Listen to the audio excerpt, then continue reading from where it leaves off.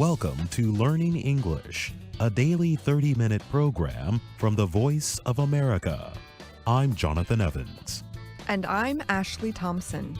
This program is aimed at English learners, so we speak a little slower and we use words and phrases especially written for people learning English.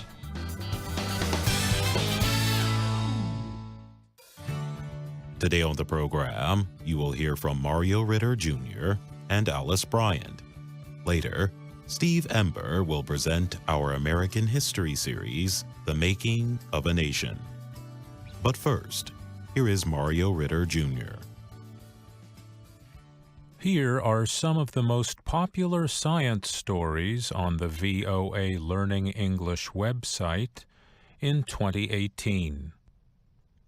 A Chinese researcher reported last month that he helped to make the world's first genetically edited babies.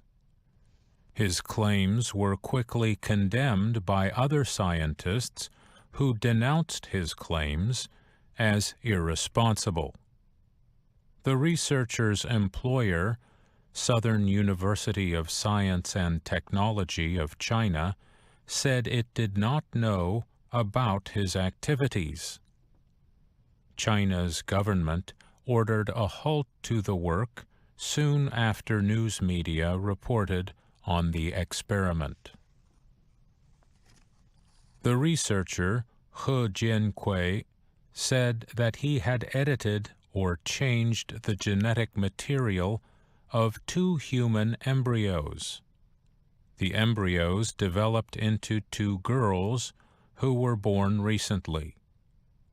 He Jiankui said he had performed the gene editing to help protect the babies from infection with HIV, the virus responsible for the disease AIDS. He said the process had worked safely and the 2 girls were as healthy as any other babies. There has been no independent confirmation of He's claims, and he has yet to provide documentation of his research. China's Ministry of Science and Technology called the experiment unacceptable. In 2017, the U.S. National Academies of Sciences, Engineering, and Medicine said gene editing should be used for research and only in a laboratory to learn how to change embryos. The academies also said the technique is not ready for human pregnancies, and if it is ever permitted, it should be used to treat or prevent serious diseases when no better choices are available. Gene editing, however, could soon be approved for agricultural products. In fact, the technology used to edit genes has become widely available. The first foods from plants or animals that have had their genetic material or DNA edited are expected to appear in stores as early as next year. CRISPR and TALENs are 2 of the gene editing systems that scientists are using. Scientists hope these tools will enable them to make very small, exact changes to plant or animal DNA. The tools operate like scissors, cutting off molecules from DNA structures. The researchers are trying to create foods like soybeans that are healthier to eat, citrus fruit that resist disease, and cows that do not have horns. The U.S. National Academy of Sciences says that gene editing is needed to feed the world's growing population. However, governments are not yet sure how to oversee the use of this technology. It also is unclear whether people will be willing to buy gene-edited foods. The dream of visiting space for pleasure took another step closer to reality this year. The space travel company Virgin Galactic announced it had successfully sent a rocket ship into space for the first time in December. The Spaceship Two VSS Unity climbed 82 kilometers above California's Mojave Desert on December 14th. Virgin Galactic noted that the U.S. Air Force and other government agencies have long used 80 kilometers as their measuring point for space. The company hopes that people will pay $250,000 for a 90-minute flight. Its chief, Richard Branson, is among the more than 600 people who have expressed a willingness to go. The company hopes to launch its first passengers into space by March of 2019. A competing company, SpaceX, wants to take space tourism to an even higher level. In September, SpaceX announced who would be its first private passenger to the moon. Yasaku Maezawa is the chief executive of Japanese online clothing seller Zozo. He wants to take a trip around the moon in 2023. SpaceX chief executive Elon Musk said the moon trip will use the company's Big Falcon rocket, or BFR. He predicted that the rocket will cost about $5 billion to develop.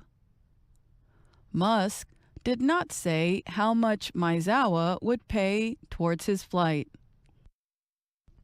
2018 was marked by continuing concerns about rising temperatures and climate change.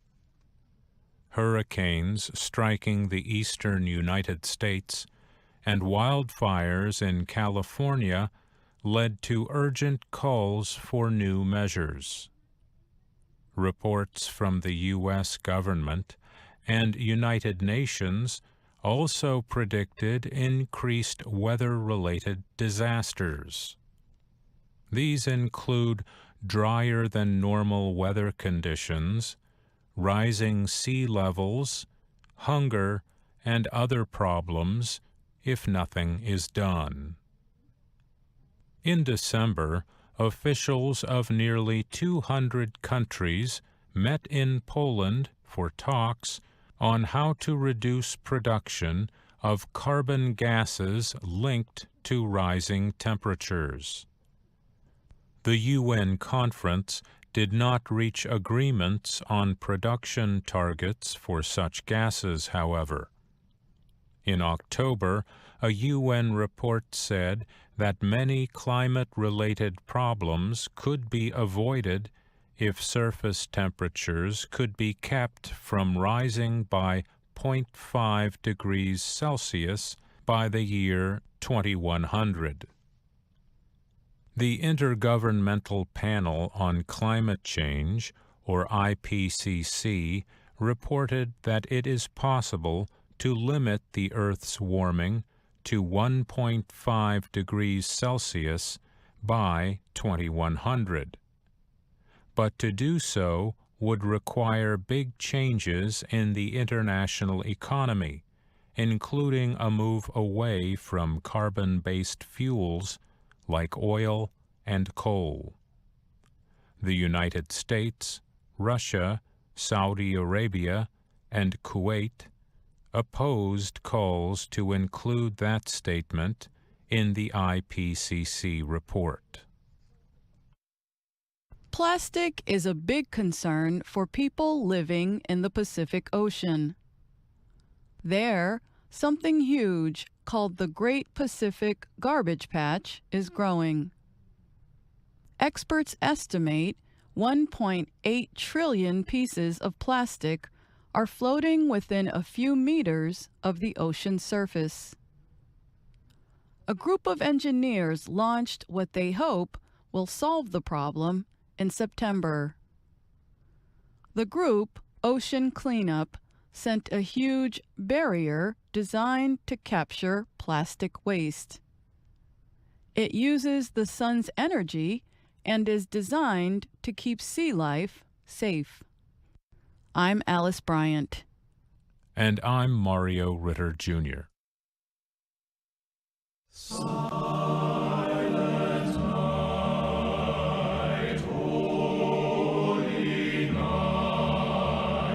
On the night before Christmas in 1818, an Austrian clergyman and a music teacher sang a song that they wrote together for the first time.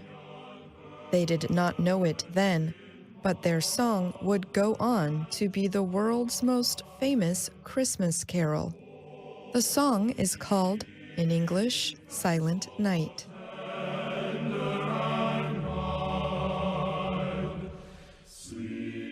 Joseph Mohr, a young clergyman from Salzburg, first wrote the words for the poem in 1816. 2 years later, Mohr asked Franz Have Gruber, his friend and a teacher from Upper Austria, to write music for the words. Gruber simply added some musical notes to the poem. He did not attach much importance to the piece. On December 24th of that year, the two men sang the song for the first time at the St. Nicola Church in Oberndorf, outside of Salzburg. The church's organ was not working, so they played the music with a guitar-like instrument. A new hit song was born. Singing families then carried the song to the rest of Austria and across Europe. American clergyman John Freeman Young published the first English translation of the song in 1859 at Trinity Church in New York. His translation included the well-known words, "Sleep in heavenly peace."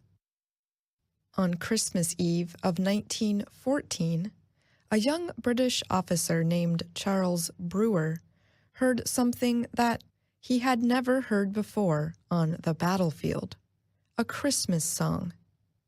German soldiers were singing the German words to Silent Night. The words were not familiar to Brewer, but the music was. Once the German soldiers had finished their song, Brewer and his soldiers answered by singing the English version of Silent Night and other Christmas songs. By Christmas morning, along the 800-kilometer Western Front, German and Allied soldiers came out of the trenches. They put down their weapons and exchanged greetings. The act became known as the World War I Christmas Truce. But it was not until American singer Bing Crosby performed Silent Night in 1948 that the song became famous worldwide. The song has since been translated into 300 languages.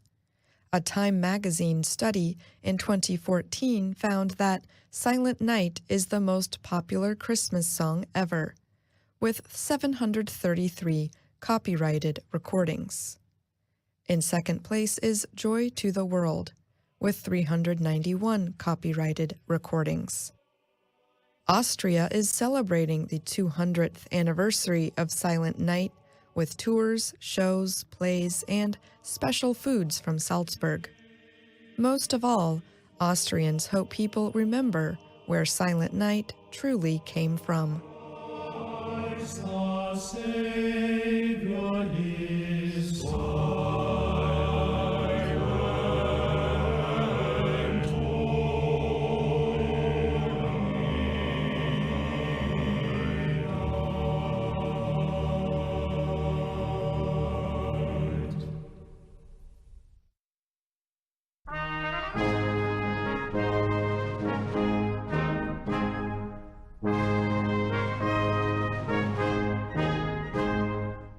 VOA Learning English. Welcome to the Making of a Nation. I'm Steve Ember. We have been talking about the War of 1812 between the United States and Britain. In the summer of 1814, the two countries opened peace talks at Ghent in Belgium. But Britain was in no hurry to agree on a peace treaty. This week, we tell the story of how the war ended.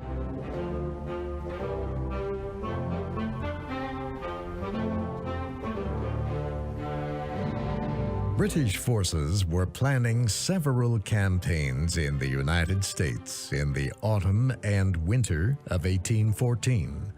Successful military campaigns could force the United States to accept the kind of treaty Britain wanted.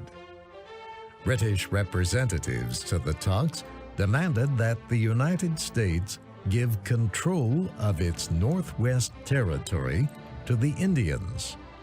They also asked that the United States give part of the state of Maine to Canada and make other changes in the border.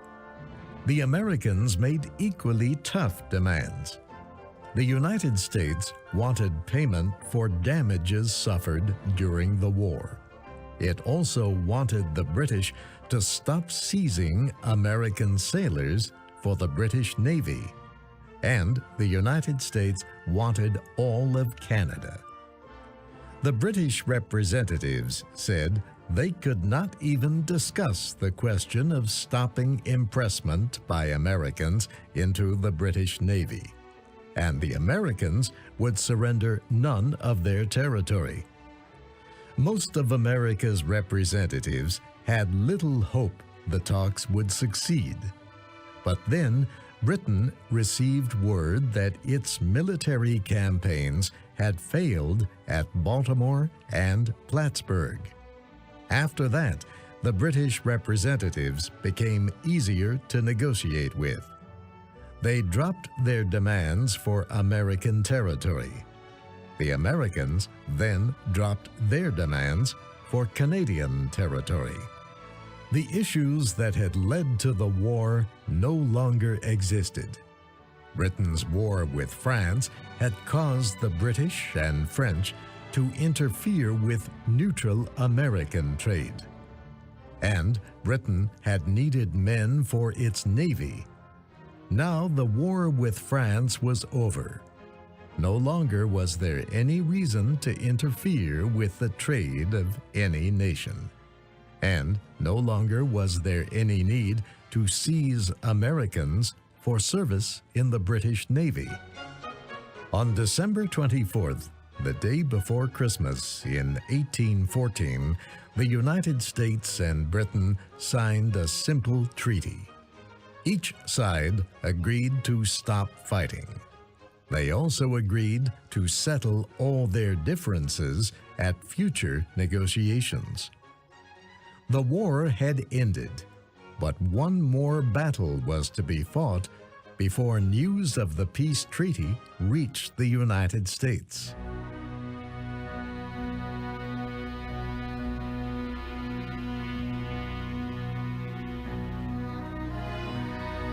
During the autumn of 1814, British soldiers at Jamaica began preparing for an attack against New Orleans, a city at the mouth of the Mississippi River. Late in November, this force of about 7,500 men sailed from Jamaica to New Orleans. The British soldiers were commanded by General Edward Pakenham. The general did not take his men directly to the mouth of the Mississippi River. Instead, they sailed across a lake east of the city. Early during the afternoon of December 23rd, General Andrew Jackson, the commander of American forces at New Orleans, learned that the British force was near. General Jackson was a good soldier and a great leader. He fought in the Revolutionary War, then studied law. He moved west to Nashville, Tennessee. The general also served in both houses of the United States Congress. When war broke out in 1812, he was elected general of a group of volunteer soldiers from Tennessee. Jackson was a rough man. His soldiers feared and respected him. They called him Old Hickory because he seemed as tough as hickory wood. Jackson was given responsibility for defending the coast along the Gulf of Mexico.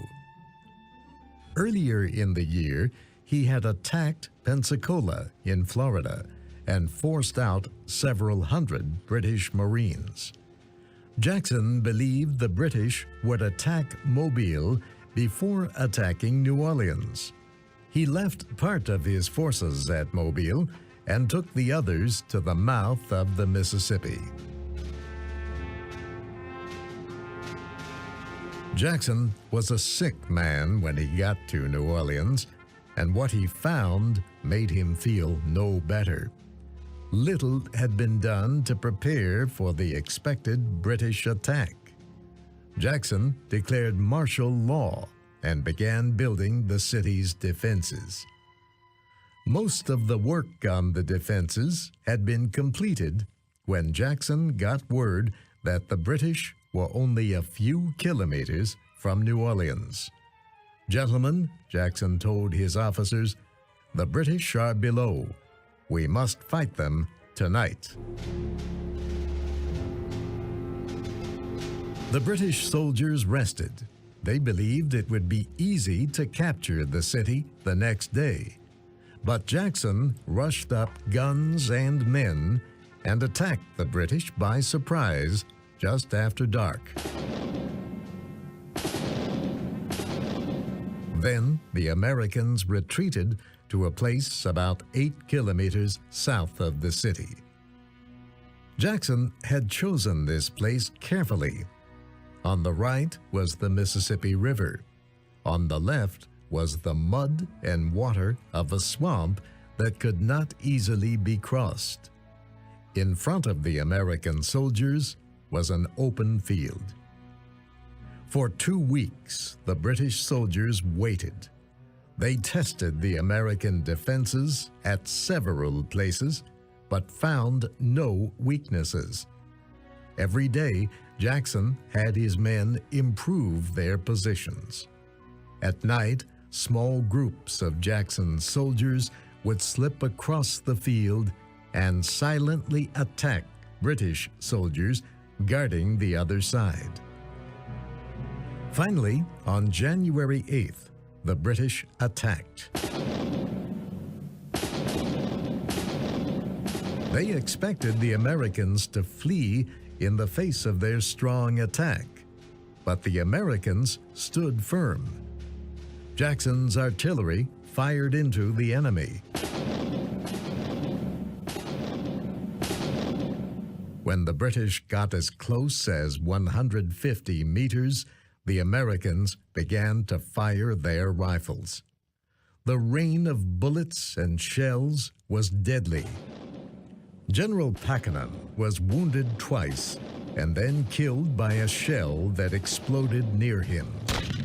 Only one British soldier reached the top of the American defenses. The British finally retreated. They left behind more than 2,000 dead and wounded. 500 other British soldiers had been captured. 13 Americans were killed. It was a great victory for the United States, but one that was not necessary. The war had ended by treaty 2 weeks earlier. Historian Alan Taylor says the peace treaty saved the United States from a very grim situation. The United States government was bankrupt. It had lost its credit, and it could not raise enough in taxes for the war effort, and most creditors were refusing to lend any more money to the United States. And so it was very unclear how the Americans would conduct another campaign in 1815. because it looked like they wouldn't have the money for it.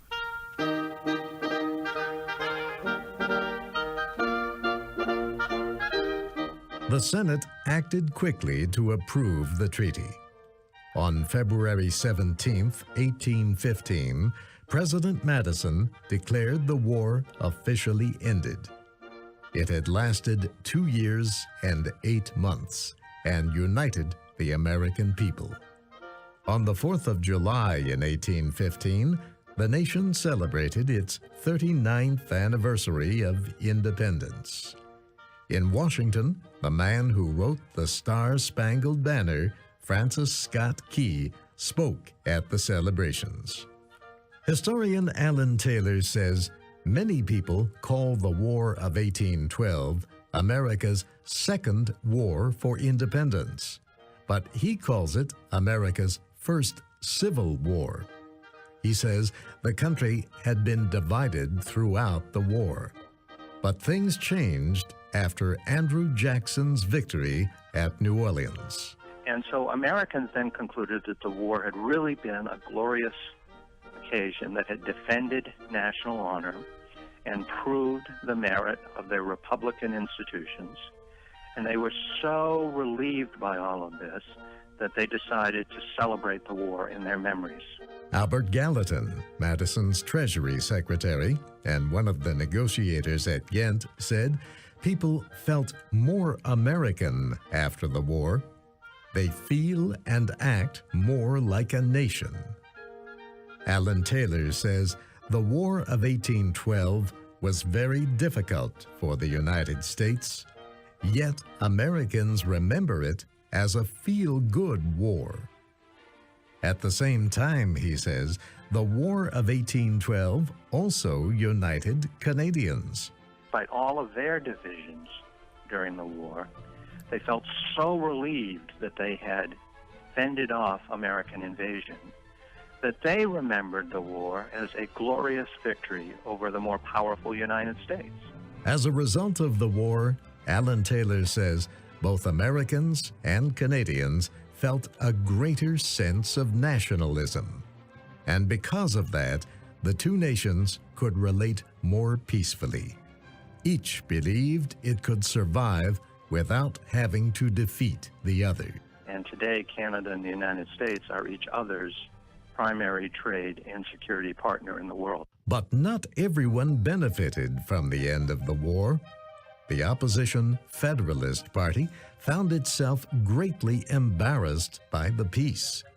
Its leaders had long denounced the war and said Britain could not be defeated. Many of the Federalists had traded with the enemy. Some had worked with the British against their own country. They had even threatened to break up the Union. Once the war was over, the Federalist Party lost its supporters, and then the party itself soon disappeared, even in the New England states, its base of support. The end of the Federalist Party changed politics in the United States. The changes started as early as the next presidential election in 1816. James Madison continued the tradition begun by George Washington and Thomas Jefferson of serving only 8 years as president. And that's our program for today. Listen again tomorrow to learn English through stories from around the world. I'm Jonathan Evans. And I'm Ashley Thompson.